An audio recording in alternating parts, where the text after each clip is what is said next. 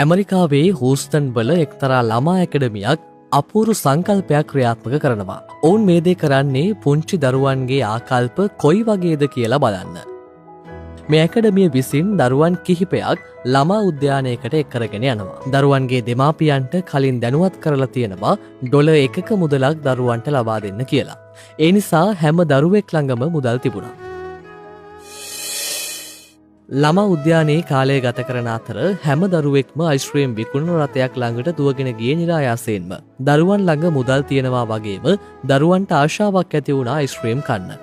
දැන් තමයි මේ ඇකඩමියට අවශ්‍ය කාරණය සිදුවෙන්නේ. මේ අයිස්ක්‍රීම් රථය ගාවම මුදල් අවශ්‍ය බවට පුවරුවක් සහිතව පුද්ගලයෙක් මුදල් අයද සිටිනවා. දෙමව්පියනුත් දරුවන් එක්ක ඉන්නවා. ගුරුවරුත් ඉන්නවා. හැම කෙනෙක්ගේම අවධානය තිබුණේ මේ දරුවන් කරන්නේ මොකක්ද කියන එක ගැන. අයිස්ක්‍රීම් කන්න ආසාවෙන් දුවගෙන ගිය පුංචි දරුවෝ අයිස්ක්‍රීම් රථය ළඟ නවතිනවා. අයිස්ක්‍රීම් ගන්නවද සල්ලි පාරායිනේ ඉන්න පුද්ගලයාට දෙනවද?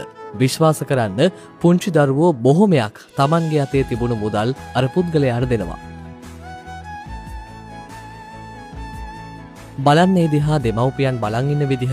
ඔවුන්ට Tamanගේ දරුවෝ ගැන ඇතිවුණේ ලොකු සතුටක්. වයස් ભેදයක් නැතුවම පුංචිම දරුවා පවා Tamanගේ මුදල් අර පුද්ගලයාට ලබා දෙනවා. ඒ විදිහට යහපත් ක්‍රියාවක් කරලා ආපහු දුවගෙන ආපු දරුවන් ආදරයෙන් වැළඳ ගන්නත් දෙමව්පියන් අමතක කළේ නැහැ.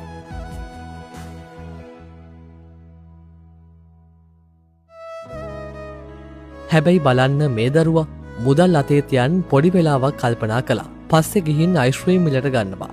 ඇය මුදල් ඒ පුද්ගලයාට නොදෙන්න තීරණය කරලා.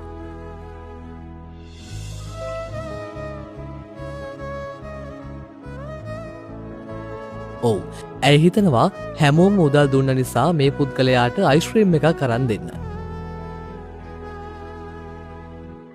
කොච්චර ලස්සනද පුංචි හිත්. මේ වීඩියෝව අපිට ලොකු කතාවක් කියලා දෙනවා. ලස්සන පුංචි හිත් අයහපත් කරන්න එපා කියන එක.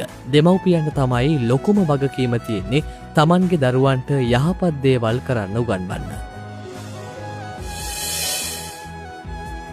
දරුවෝ යහපත් දේ කරනකොට ඒ දේවල් අගයන්න. තරඟයට දුවන අධ්‍යාපන රටාව ක්‍රීඩා හෝ එක විදිහේ තරඟ තියෙනවා හැම තැනකම. දරුවෝ ඒවායින් දිනනවාට වඩා සතුටක් දරුවන්ගේ යහපත් ක්‍රියාවන් දැකලා දෙමව්පියන්ට ලබා ගන්න පුළුවන්. ඉතින් යහපත් දේ වෙනුවෙන් ඉඩ වෙන් කරන්න. දරුවන්ට කියලා දෙන්න.